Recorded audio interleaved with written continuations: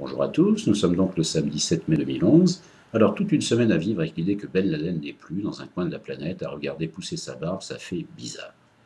Et se dire que les fous de Dieu vont vouloir se venger de ci, de là, cas un cas, ça fait peur.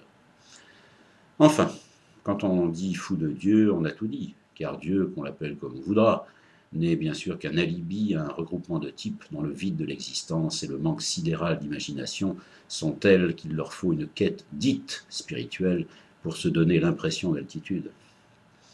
Je n'ai pas une grande considération pour les religions, libre à chacun de penser ce qu'il veut ou d'adorer n'importe quel mythe, mais je crois que les musulmans, comme les cathos ou les juifs, même si chacun croit qu'il détient la vérité, et que, sans le dire, il a l'intime conviction que l'autre est un con, je suis persuadé que 99% de leurs membres sont animés par des sentiments de paix et de respect de l'autre.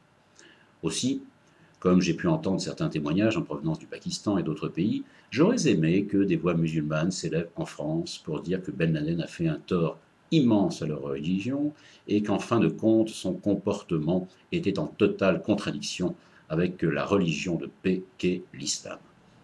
Il y a quand même une chose qui aurait pu être relevée au sujet de la maison de Ben Laden à Abbottabad, c'est que c'était un bunker, une forteresse avec barbelés, sas de sécurité, caméras, etc.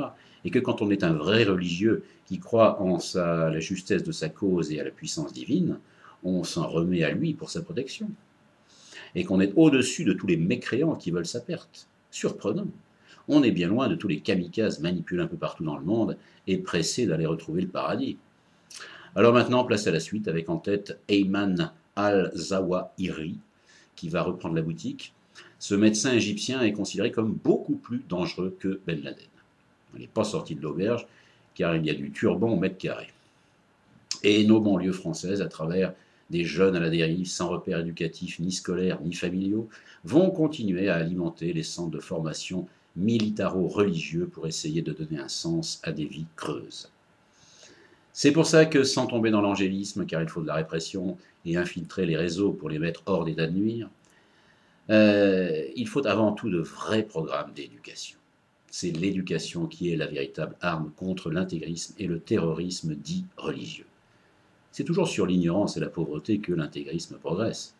C'est d'ailleurs pour ça que les talibans ne supportent pas l'idée que des filles aillent à l'école et puissent envisager une émancipation.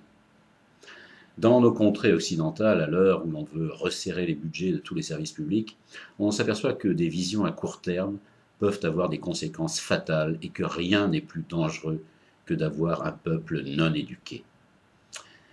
L'éducation, c'est bien sûr la première étape vers la liberté, liberté individuelle et liberté collective, puisqu'elle va de pair avec le respect de l'autre.